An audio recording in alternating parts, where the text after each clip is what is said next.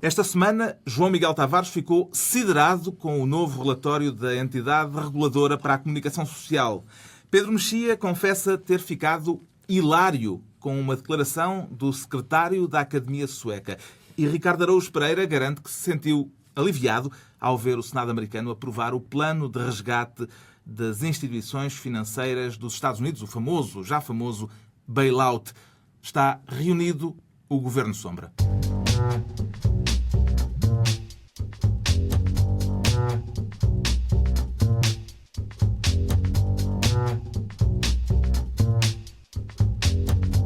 Viva, sejam bem-vindos. O Governo Sombra tem na agenda para hoje o debate sobre as eleições americanas, com a crise financeira internacional como pano de fundo. Vamos também conhecer nesta primeira reunião com que programa os três ministros Sombra, Ricardo Araújo Pereira, Pedro Mexia e João Miguel Tavares, se vão apresentar aqui semanalmente. Antes, vamos à distribuição de pastas para esta semana. A semana em que o ministro Manuel Pinho anunciou perante uma plateia de empresários que o mundo tal como o conhecíamos, o mundo da prosperidade, acabou na segunda-feira. Ora, é justamente com este cenário que Ricardo Araújo Pereira escolhe esta semana a pasta da economia. Sim. Porquê? Primeiro porque percebi que não é preciso perceber de economia para ser titular da pasta de economia. E nessa medida tenho qualificações para abraçar. Sobraçar. Sobraçar. Realmente é muito má ideia abraçar seja o que for no domínio da política. Agora, eu queria... Já não me lembro bem porquê. Não, sei perfeitamente. Queria sobraçar a pasta da economia porque... Eu tenho acompanhado com grande interesse e perspicácia aquilo que está a passar a nível mundial do ponto de vista económico. As nacionalizações em curso. Sim, justamente. Eu sou uma pessoa que vota, isso é público, não é? Vota sempre, quer dizer, à esquerda do PS. Mas com aquele sentimento de alívio de saber que nunca nenhuma daquela gente pode ir para o governo. Agora, neste momento, parece-me que são as pessoas mais qualificadas para vir para o governo, são as pessoas do PCP. Só porque, com a quantidade de nacionalizações que há, dava-nos jeito de ter gente que estagiou mesmo na antiga RDA e que sabe lidar com um Estado assim. Algum sublinhado, Pedro Mexia, esta questão económica que... Apenas que está a preocupar o mundo? Para mim tem sido estranho, porque quando começou esta crise eu imaginei que quem ficasse de certa forma radiante, não propriamente radiante com a tragédia, mas radiante com aquela hipótese de dizer eu bem vos avisei, fossem as pessoas que de facto tinham alternativas económicas, como são os keynesianos, ou seja, como são as pessoas que aceitam o capitalismo, mas um capitalismo regulado e controlado. Ora, quem está eufórico são pessoas que têm apresentado modelos económicos que manifestamente não são alternativa. Pelo menos em países de economias avançadas. E, portanto, é muito estranho que quem tem alternativa ao estado dos mercados tenha estado relativamente calado e quem tem alternativas que falharam tenha estado eufórico, como não estava desde talvez de 91. Estavam na clandestinidade desde 91. Acompanham a profecia do ministro Manuel Pinho de que o mundo, tal como o conhecíamos, acabou esta semana? João Miguel Tavares. Eu não dei por nada. Eu continuei-me a levantar às mesmas horas e as pessoas ainda lá estavam. Portanto, mas folga em saber. Aliás, porque é uma grande novidade em relação àquilo que ele tinha dito há cerca de 2 ou 3 anos atrás, em que parece que afinal a crise já tinha acabado, não é? Sim. O mundo era radioso outra vez. Portanto, mas a gente já sabe que os portugueses são assim, às vezes estão um bocado para cima, outras vezes para baixo, e manifestamente esse é o caso do ministro Manuel Pinho. Eu nunca compreendi esta atitude, querem astrólogos, querem ministros da Economia, de avançar com uma data para o fim do mundo. Só porque acho estúpido, quer dizer, porque se confirmar que o mundo acaba, não fica cá ninguém para lhes dizer tinhas razão, pá. Agora, se continua, é uma figura de parvo impressionante, quer dizer, não... É só isso. A pasta da Economia e das Finanças esta semana para Ricardo Araújo Pereira. A pasta da Justiça para Pedro Mexia por causa de declarações do coordenador autárquico do PSD, Castro Almeida. Que declarações, Sim, Pedro Mexia? nós temos estado à míngua de declarações do PSD em geral sobre vários temas.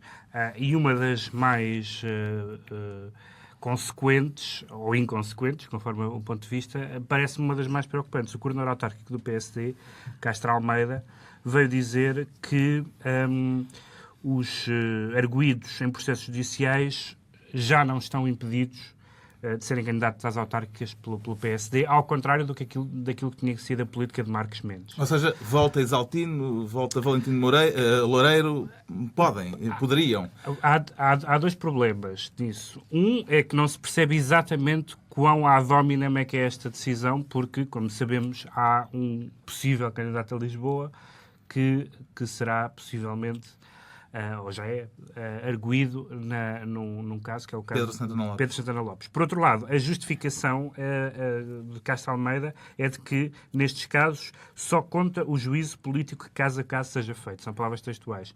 Ora, a questão que Marcos Mendes pôs na altura, e bem, foi das melhores coisas que ele fez, é que o juízo político deve ser um juízo político genérico porque político e não caso a caso. Ou seja, é um bom princípio de confiança nos autarcas que os autarcas implicados em casos judiciais estejam impedidos de se candidatar. Há discordâncias à mesa ou este é um assunto pacífico? No caso específico do Pedro Santana Lopes, se me perguntarem, mas achas que eles não devem candidatar por ser arguido?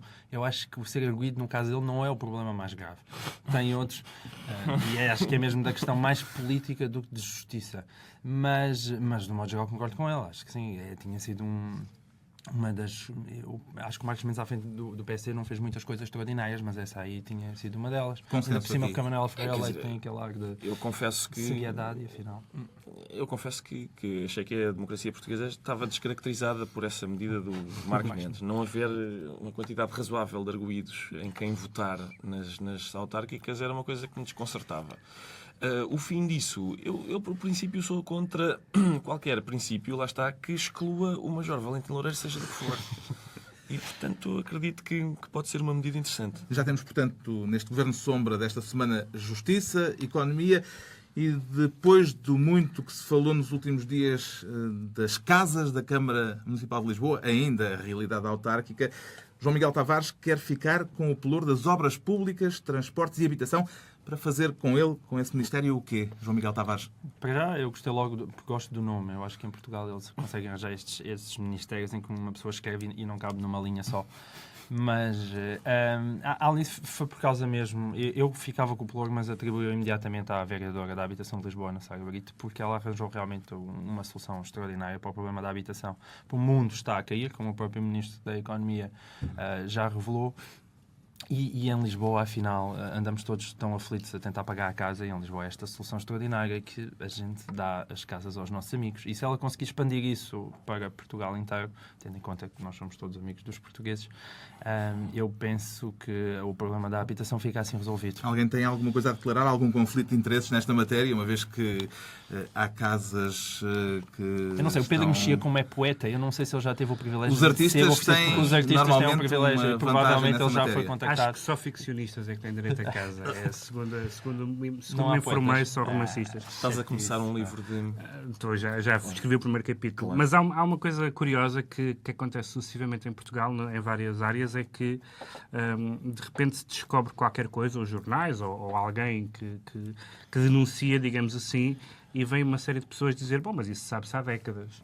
É assim nos casos de corrupção, foi assim no caso da pedofilia, num certo sentido. Eu lembro-me que quando o mayor de Londres, o Boris Johnson, foi eleito, e quando chegou ao gabinete, veio dizer que enfim, chegou lá, instalou-se e carregou num botão, ou coisa do género, e descobriu uma garrafeira secreta do antigo mayor de Londres. Eu acho que, apesar de tudo, os ingleses têm mais estilo a descobrir coisas que toda a gente já sabia. Não havendo, portanto, conflito de interesses... Não, eu tenho, Carlos, sim? Sim, tenho. Em relação a esta coisa da habitação, eu escrevi isso em sede própria. E daqui para a frente direi que escrevi coisas em sede própria. Só porque me parece que este caso das cunhas para a obtenção de casas na Câmara de Lisboa é um caso aviltante, no sentido em que uma coisa é uma pessoa estar preparada para suportar o facto de o filho de um ministro ou de um secretário de Estado ter uma regalia qualquer. Agora, aparentemente em Lisboa basta ser filho de um motorista para ter uma casa no centro de Lisboa. E esta universalidade da cunha quer dizer, acho que é prejudicial para a própria instituição da cunha. É uma falta de respeito à instituição da cunha, que devia ser uma coisa, enfim, pontual, seleta, e está a ser democratizada, o que eu acho que pode ser trágico. Se é para isto, Prefiro viver em democracia. O espanto do Ricardo Araújo Pereira. É necessária, entretanto, uma explicação breve sobre o estado de espírito de cada um dos membros deste Governo de Sombra, os estados de espírito que anunciei logo no início. O alívio de Ricardo Araújo Pereira já ficou explicado com a escolha da pasta da economia e com a questão dos... Só uma coisa? Sim, Força. é só para dizer que estou aliviado com isto do bailout, só porque me tranquiliza que entreguem 700 bilhões de dólares mais ou menos às mesmas pessoas que são responsáveis pelo facto de estarmos na situação em que estamos. Isso é óbvio. Explicado o alívio, mas estou curioso também com a surpreendente hilariedade de Pedro Mexia, hilário com a declaração do secretário da Academia Sueca, há poucos dias de se conhecer quem será o Nobel da Literatura de 2008, o Sr. Engdahl, que é um reputado tradutor de Blanchot e de Derrida para o sueco. Parece não ter grande apreço pela literatura norte-americana. Porquê é que isso lhe dá vontade de rir, Pedro Mexia? Sobretudo pela maneira como ele justificou, dizendo que a literatura americana é uma literatura que vive isolada do mundo e ignorante do que se passa. E é verdade que o termo anti-americanismo tem sido usado e abusado. Mas é um caso de anti-americanismo este. Este é claramente um caso... Anti-americanismo literário. Não, este é claramente um caso que ele não está a falar dos escritores americanos, manifestamente. Ele está a falar da política externa americana, ou coisa que o valha, da qual os escritores americanos são, em geral, altamente críticos, mas diz fazer qualquer espécie de menorização da literatura americana atual só pode ter uma resposta, e a minha resposta é Philip Roth, Thomas Pynchon, Cormac McCarthy e Don DeLillo. E agora palpites... Já almoçaste ao sueco. Só para... Palpites para o Nobel, que é conhecido para a semana? Os meus favoritos são Philip Roth, Thomas Pynchon, Cormac McCarthy e Don DeLillo. Isto é, desculpe, mas isto não quer dizer... Depois do senhor, que é sueco ainda por cima, ter dito... Vir dizer que os meus favoritos são uns que claramente ele já pôs fora da corrida é de uma insurreição que eu não sei se o programa continua assim. João Miguel Tavares? Não, pá, eu concordo absolutamente. É por esta ordem ou pela ordem inversa? Don DeLillo, Philip Roth, claro. Não, eu acho que se calhar um sueco foi traduzido demasiado Derrida e Blanchot e depois o homem ficou assim. Traduzir aquilo para sueco não deve ser fácil. Temos, portanto, nesta primeira reunião do Governo Sombra, o Hilário Mexia e o siderado Tavares, João Miguel Tavares, mais do que espantado, siderado com as recomendações da entidade reguladora para a comunicação social, a RTP, por causa de documentários e de comentadores políticos na televisão pública. Siderado. É verdade. É porque a entidade reguladora já tinha dito isto e voltou a dizer o que logo de si. Quer dizer, é suposto eles regularem, mas afinal eles preferem ir repetindo as regulações anteriores. Mas eles voltam a atacar num ponto que é os comentadores políticos da RTP, que é um assunto que eu gosto muito, porque eles acham, a entidade reguladora da comunicação acha que basicamente o comentário na televisão deve ser uma extensão da Assembleia da República. Então deve-se distribuir os comentadores consoante os números de deputados nas bancadas partidárias.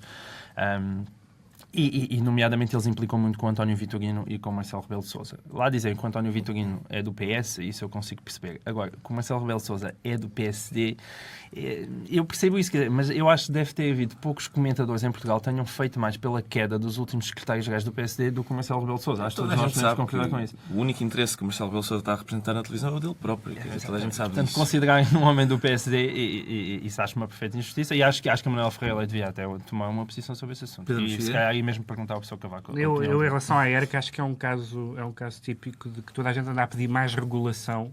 E eu acho que no caso da comunicação social, menos regulação, se faz favor. Fica assim registado, então, o estado de espírito que... Só para dizer que o Ricardo duas ainda coisas quer... muito rápidas. Primeiro, o Carlos embatucou um pouco na palavra siderado, só para dizer que siderado é outra maneira, é uma palavra mais sofisticada para dizer espantado. Em linguagem sofisticada, dizer espantado. Agora, sobre isto, a ERC... Fechando o parênteses, Sim, é isso. A ERC tem-me surpreendido só porque este mesmo senhor se pronunciou amargamente sobre o programa da Teresa Guilherme, Momento da Verdade, que é um programa, eu também já escrevi isso em sede própria, e bem, e em tempo útil, aliás. Escrevi o seguinte, escrevi que é um programa útil para as pessoas, para que se perceba que dizer a verdade nem a troco de dinheiro é boa ideia. É só uma nota... registada esta nota, fica registado também o estado de espírito de João Miguel Tavares a este respeito. E por este primeiro leque de assuntos e de comentários, talvez ainda não seja possível avaliar com exatidão o perfil de cada um dos ministros neste Governo de Sombra. Como esta é a primeira reunião, vale a pena conhecer o programa com que se vão apresentar aqui semanalmente. Este é claramente um governo de coligação, podemos concluir isso, uma vez que temos na ala esquerda o Ricardo Araújo Pereira, à direita o Pedro Mexia, o João Miguel Tavares. Quer ser o fiel da balança? Ou nem por isso? Eu queria, mas parece que o Pedro Mexia não me deixa. Aliás, eu propunha mesmo, nós tínhamos conversado sobre isto previamente, e eu propunha mesmo que fosse o Pedro Mexia a apresentar-me a mim em termos ideológicos. Então, Pedro Mexia está lançado eu tenho 3 filhos o e desafio. de manhã todos sempre a dar a papa, não tenho tempo para pensar nisso. Querem que eu apresente ideologicamente o João Miguel Tavares? Ele conhece muito bem. O João Miguel Tavares é o representante puro e duro da chamada direita sociológica, ou seja, a direita... Ultrapassando a si pela direita. Não, eu sou da direita ideológica e não sociológica. O João Miguel, as opiniões do João Miguel que podem ser lidas no Diário de Notícias resultam da experiência da vida cotidiana, da vida de família, etc. O que é excelente, eu não tenho nada contra, mas é uma abordagem absolutamente não ideológica à política. Aliás, ele já o tem dito que não aprecia o fator ideológico na política. É uma visão da política setorial e baseada na vida comezinha todos os dias. Eu não percebi se ele me está a chamar nomes ou não. Não estou, Portanto, não. vantagem de 2-1 para a O que direita. é que tu achas? Isto não sei se foi aparentemente, insultuoso, eu não Ricardo, conseguia perceber. Eu não me ficava. Se isto fosse dito sobre... Nesta desvantagem de 2-1, porque claramente serão então 2 elementos de direita versus o representante. A voz do bom senso. Da esquerda. Da esquerda, Ricardo também Pereira. da esquerda, exato. Repare, nesta apresentação nossa sobre onde é que nos posicionamos ideologicamente, eu queria dizer que costuma haver aquela expressão esquerda caviar, que é usada depreciativamente. É uma expressão contra a qual eu não tenho nada, antes pelo contrário. Portanto, se alguma coisa eu venho aqui fazer é reivindicar a minha... O caviar que lhe pertence. a minha pertença... Não sou, eu nem sequer sou especial apreciador de caviar. Quer dizer, entre as coisas que sabem a peixe e a forma de bola, tenho outras que que me apetecem mais. Agora, a esquerda caviar, eu acho que a esquerda deve reivindicar o prazer, especialmente a esquerda ateia, como é o meu caso. Ateia, enfim. A esquerda dos ateus. Eu sou ateu, isso é para dizer que sou ateu. Portanto, tenho a consciência muito aguda de que não há nenhuma outra vida para além desta. E, portanto, devemos retirar o prazer que esta nos dá. Só para dizer que, portanto, sou de esquerda porque considero que as pessoas são mais iguais do que desiguais e a sociedade deve reproduzir essa igualdade e não a diferença. E sou pelo caviar, porque de facto a esquerda deve reivindicar o prazer. É por isso que ele não é de esquerda. Porque é verdade que a esquerda não acredita... A esquerda e o caviar são incompatíveis? Eu acho que sim. Há um ponto importante, que nenhum de nós define politicamente tal como os Pelo outros caviar. o definiriam. Isso é uma coisa interessante. É verdade. Pois, Eu e o João Miguel não definiríamos o Ricardo como sendo de esquerda. Um comunista por exemplo. não acredita em Deus Nosso Senhor, porra. Mas e depois, quando cá está na Terra, a preocupação dele é o homem, não é a beluga. Sim, é o homem. Mas para quê? Para que o homem viva com mais quantidade de beluga que conseguir, claro. É isso. Só temos João Miguel Tavares, esta Estava coligação... nos anexos do Capital, não é? Vocês é que não leem tudo até ao fim. Está nas notas. Está nas notas. Esta coligação tem condições para funcionar ou haverá mais discordância do que concordância? Não, eu acho que vai haver mais discordância do que concordância, de facto. Sobretudo entre eles os dois, porque a direita é um saco de gatos. Não, isso eu estou descansado, de facto. Eu e o Pedro Mexia... Aliás, eu acho que eu e ele nunca votámos nas mesmas pessoas, bem vistas as coisas, não. Ele é que acha que eu dou mais à direita dele, mas isso não é nada verdade, a sério. Ele tem simpatias. Tipo, algum sublinhado? A questão política, política e a questão política é uma questão geográfica, é um posicionamento das pessoas no espaço. Portanto, depende do sítio. Tu só podes dizer onde é que uma pessoa está do sítio onde olhas, e por isso eu acho que eu sou certamente a única pessoa na mesa a quem nos blogs já chamaram nazi e vermelhusco.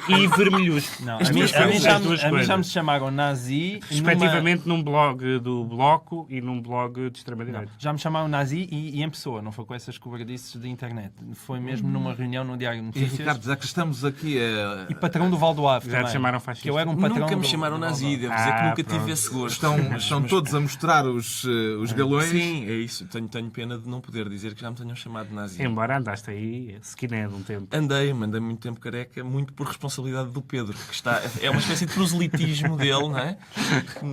Foi na peça de teatro. Bem, mas deixa-me só dizer uma coisa sobre as ideologias, se não te importas. É só aquela questão, quando ele estava a dizer eu sou sociológico e não ideológico, é só porque eu acho que os extremos ideológicos já foram resolvidos no século XX. Aquilo, o comunismo, manifestamente não resultou bem. E o outro lado, do fascismo, também, segundo consta, também não correu lá muito bem. E então nós estamos realmente com um centro mais alargado. E aí, para mim, são mais importantes as pessoas do que a ideologia. Tens estado atento à América Latina, suponho. Não, mas eu não frequento a América Latina. Eu também não frequento a América Latina. À partida está já garantida uma matéria de desacordo, não a América Latina, mas a outra, a do Norte, as eleições americanas. Eleições que já começaram esta semana, já há gente a votar desde quarta-feira no estado do Ohio, por curiosidade, um dos estados considerados fulcrais. Em Portugal já há gente a votar há meses. Mas lá é mesmo em urna de voto, não é por correspondência. Sim, mas e o Ohio é um dos estados cruciais porque é um estado onde os dois candidatos estão verdadeiramente empatados nas intenções de voto. A nível nacional americano, Obama ganhou vantagem sobre McCain nesta semana, depois do primeiro debate televisivo. O que é que vai ser decisivo nesta eleição, Pedro Mexia? Neste momento, tudo indica que é a economia. É a economia estúpido? Provavelmente não, só porque a economia é, em geral, o aspecto mais importante de qualquer eleição. De facto, as pessoas movem-se muito mais por isso do que por outro tipo de... É até mais importante do que a guerra, sobretudo estando a guerra já numa fase que já não é a fase tão crítica como foi há uns meses atrás e há uns anos. E eu acho que, a não ser que haja uma reviravolta impressionante, acho que esta crise económica foi a machadada final para o McCain. Sério? Pensava que achavas que o McCain ia ganhar? Achava que o McCain ia ganhar até a crise económica, até a crise financeira. Acho que sim. A não ser que haja um atentado, entretanto. Ou que tragam... Se o tema da segurança... Ou que traga o senhor lá com a máquina de hemodiálise da gruta no Paquistão onde ele está. Isso seria uma bela October Surprise, que nos dizem. Têm desejos profundos nesta matéria ou é-vos indiferente quem ganha as eleições no dia 4 de novembro? Desejos profundos, temos todos. Sim. Que envolve a Sarah Palin e umas algemas. Mas não é, atenção, não é nada de... Não se pode. Não, acho que não se pode. Está a verbalizar aqui. Desculpe, não sabia que estava a gravar. A verbalizar. Mas espera lá, depois desta conversa eu dizer que tenho desejos profundos sobre o Obama, já parece um bocado mal. Não, estou tramado, Carlos. Eu acho só que, quer dizer, eu queria confessar aqui que sou um rústico e quando o debate americano começa a ficar demasiado técnico, como é o caso agora, eu deixo de o conseguir acompanhar. Eu há dias vi uma entrevista com o McCain em que estavam a pedir ao candidato que dominasse informações tão específicas e até obscuras como, por exemplo, o que é a Espanha. Eu tenho dificuldade em seguir quando... Isso é uma intenção de voto já. Não é bem. Eu há bocado queria dizer que... Essa parte é uma intenção de voto. Mais importante e mais importante para o futuro do país, dos Estados Unidos e até do mundo, do que os votos, mesmo com a cruzinha que o povo americano põe nas urnas, são os votos que os colunistas portugueses manifestam nas páginas dos nossos jornais. Eu sei que o povo americano está muito atento àquilo que se publica na nossa imprensa e, portanto... Embora ainda não tenha havido, nestas eleições americanas, nenhum jornal a dar a primeira página àquilo que seria a escolha certa, como aconteceu há 4 anos. E os americanos estão piores com isso. É um facto que se lamenta. João Miguel Tavares era capaz de andar com um crachá de um dos candidatos? Era capaz como era. Eu até já fui com um crachá desses para um jantar com o Pedro Mexia, a ver se eu conseguia entusiasmar. Para o perturbar? Ou para... Eu queria perturbá-lo, mas ele recusou-se a falar comigo sobre eleições americanas até chegarmos aqui. Então é o momento uma coisa de que me está a custar. O que é que vos divide? Eu vou aqui fazer o meu manifesto pró-Obama. De facto, o Obama eu acho que é um político especial. Eu tenho 35 anos e, de facto, não me lembro ao longo da minha vida encontrar uma pessoa que eu dissesse, bom, com tantas condições que eu acho para o exercício de um cargo político a todos os níveis. Porquê? Bom, por imensas razões, uma das quais que passa também por aquela que é uma crítica acérrima da parte da direita, que dizem que aquilo é só paleio e só discurso, o que me parece uma coisa perfeitamente ridícula. Agora, um político tem capacidade de entusiasmar as pessoas, tem capacidade de chegar a um palco e pôr as pessoas em harmonia, entusiasmadas com ele, e de repente parece que isso se transforma num handicap, parece uma coisa completamente estranha. Harmonia. Harmonia parece um bocado New Age. Pastilhas Reni para o próximo programa. Pedro Mexia, é só marketing? Não, é mais que marketing? Não, são dois bons candidatos e eu não ficarei especialmente aborrecido se ganhar o Obama. Prefiro que ganhe o McCain, mas acho que são dois bons candidatos. Acho que é mesmo a melhor eleição americana de há muitas décadas. Nem sei quando foi a última vez em que havia dois bons candidatos dos dois lados. E há dois bons candidatos a vice também? Não, a Sarah Palin será uma má vice-presidente do ponto de vista puramente eleitoral, mas do ponto de vista de fidelizar a ala direita que nunca gostou do John McCain, foi uma boa escolha. Não, mas isso para mim é essa a questão. Quer dizer, o John McCain, a sua primeira verdadeira escolha como presidenciável foi escolher a Sarah Palin. E a Sarah Palin é aquela coisa mais inacreditável que eu já vi. Nunca me lembro de ter visto nada assim. Sarah Palin, eu tive quase para defender o John McCain. Embora tenhas votado muitas vezes no PSD, não é? Não, mas nunca com uma Sarah Palin lá, apesar de tudo. É que nem o PSD chegou aos níveis da Sarah Palin. Por amor de Deus. Portanto, imagina. Bem, eu ainda tive para defender para o John McCain e dizer, John, se a Sarah pode ser candidata a vice-presidente, eu também posso. E nesse sentido, a coisa para aproximar os cidadãos da política, nunca vi nada tão literal. Porque, de facto, qualquer caçador... coisas fascinantes a dizer sobre a Sarah Palin. Do Minnesota depois daquela intervenção inicial. Agradeço-lhe o voto de confiança, Carlos, mas na verdade tenho só coisas banais apenas. Já que estamos todos a manifestar a intenção de voto nas eleições americanas, confesso que não gostava que o Obama ganhasse. Eu gostava que o Obama fosse presidente, que é ligeiramente diferente, como o Al Gore bem sabe. Portanto, preferia que ele... É claro que se tenho uma preferência, é que seja o Obama. Parece-me que a outra candidatura, confesso que me parece perigosa, porque o McCain tem 72 anos, e sem querer fazer da idade um tema, 72 anos é um homem que levou uma vida que nem sempre muito saudável, praticou coisas que são prejudiciais à saúde, como, por exemplo, a convivência intensa e prolongada com Vietcongs. Agora, portanto, o World Factbook, que a CIA lança anualmente, acho eu, indica-nos que a esperança de vida média de um americano é 75 anos. Portanto, há uma possibilidade fortíssima, aí apadrinhada pela CIA, de ele não concluir o mandato e daqui a 3 anos termos uma senhora que me parece claramente representante da América mais primária e que está a milímetros de poder ser considerada uma fanática religiosa, com o dedinho no botão.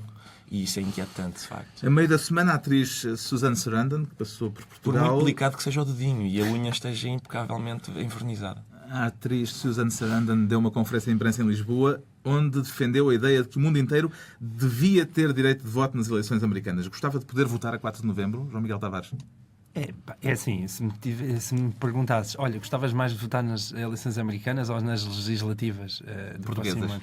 Eu gostava mais de votar nas americanas, mas não é por nada, é mesmo por causa das legislativas portuguesas. Pedro Mexia, esta ideia do mundo todo votar nas eleições americanas é uma ideia com sentido? Não, eu de facto sinto mais próximo do que disse o João Miguel. Eu gostava de terem quem votar em Portugal. Essa é a minha preocupação e espero que no próximo ano essa preocupação se resolva de alguma maneira, não sei bem como, mas votar nas eleições americanas... As pessoas, evidentemente, estão muito atentas ao papel da América na política externa, mas há imensas questões de política americana.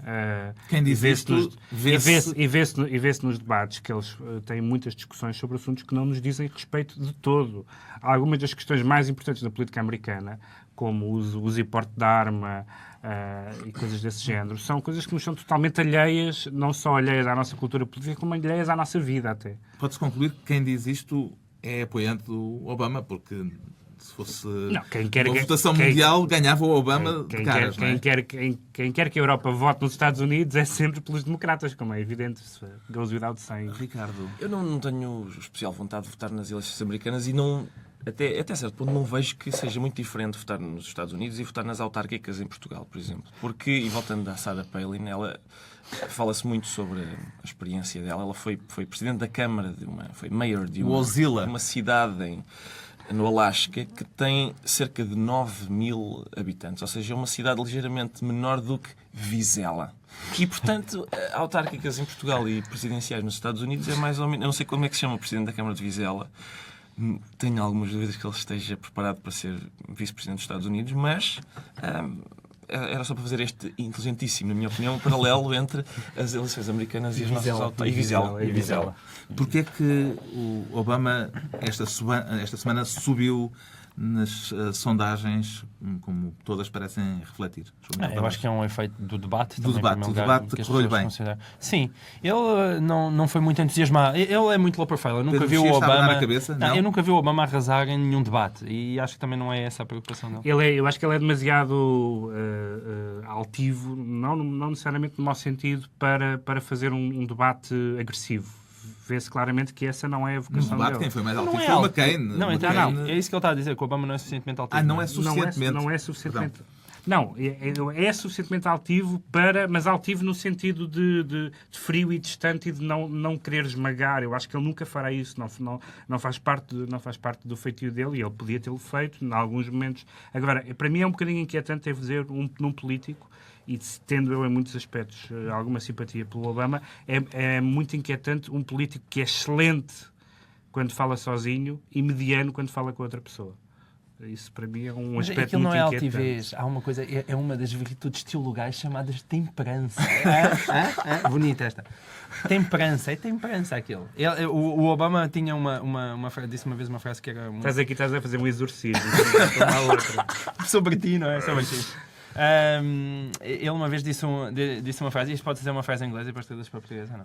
Ele dizia uma coisa que era: I'm never too high when I'm high and I'm never too low when I'm low. Ou seja, quando estou lá em cima nunca estou demasiado alto e quando estou cá em baixo nunca estou demasiado baixo. High tem muitas conotações. Tem muitas comunicações, mas eu acho que isso é uma excelente qualidade dele e de facto ele é assim. E ele é um tipo conciliador e que ouve as partes e que se senta. E acho que isso é uma ótima qualidade. Viram o debate em direto, gravado ou em suaves prestações no dia seguinte, Ricardo? Eu vi em direto na CNN. Sem vacilar, nem as pálpebras começarem a cair. Eu gosto muito de debates. Mas foi muito aborrecido. Foi um bocado chato, confesso que foi um bocado chato. Para a semana, na madrugada de terça-feira, John McCain e Barack Obama voltam a encontrar-se no segundo duelo televisivo. Cá estaremos para o rescaldo desse debate. De resto, nos decretos para a próxima semana, com que vamos fechar sempre estas reuniões do Governo Sombra, João Miguel Tavares decreta, surpresa, a leitura da autobiografia de Barack Obama. Foi agora traduzida para português, chama-se A Minha Herança. E decreto e também decreto mesmo para o Pacheco Pereira. Porque o Pacheco Pereira tem tido aí umas posições realmente daquelas coisas. Infelizmente o Mexia não. Eu queria discordar mais dele, mas ele não acha que ele seja um tipo vazio. Mas o Pacheco Pereira acha que aquilo é só marketing e eu acho que a autobiografia dele é suficientemente clara para perceber que ele não é só marketing. Quer dizer, pode-se não gostar do Obama, mas dizer que o tipo só tem apaleio é uma profunda idiotice. Um apoiante de McCain lerá a biografia do Barack Obama. Estou a ler. E a gostar. Eu gostava de sugerir um livro, também de tema americano, que se chama Carlucci versus Kissinger, os Estados Unidos e a Revolução Portuguesa, de Bernardino Gomes e Tiago Moreira de Sá, que foi editado pela Dom Quixote, e que mostra como os americanos, estando completamente a leste do 25 de Abril, que é um dos factos mais extraordinários da história diplomática e de espionagem também dos Estados Unidos, tentaram, durante os anos seguintes à Revolução, essencialmente durante o PREC, tentaram compensar a sua desatenção, e este livro, embora não traga nada propriamente novo, mas traz documentação e alguns arquivos que foram abertos desta luta entre duas visões opostas de como lidar com a Revolução Portuguesa. Uma visão mais pessimista e mais cínica, que seria a de Kissinger, e uma mais otimista e mais pragmática, que foi a de Carlucci. Finalmente, decreto de Ricardo Araújo Pereira. Também um livro. Este Governo Sombra está a querer dar uma ajuda ao Plano Nacional de Leitura, evidentemente. Justamente. Decreta um livro sobre um tema que, de certo modo, vai estar na ordem do dia para a semana. O casamento. Sim. Um livro que não está sequer editado em Portugal, em estrangeiro. É o primeiro facto que eu gostava de sublinhar. É um livro que, desde logo, é em estrangeiro.